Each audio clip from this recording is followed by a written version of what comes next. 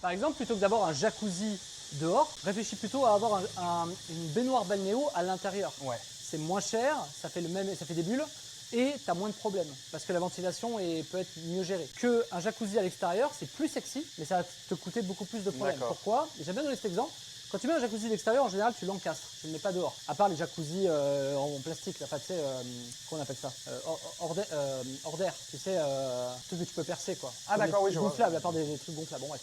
Je parle des jacuzzis qui sont encastrés. Les jacuzzis encastrés, il faut savoir que c'est encastré. Donc si c'est encastré, ça descend. Si ça descend, tu perds le volume d'une pièce en bas.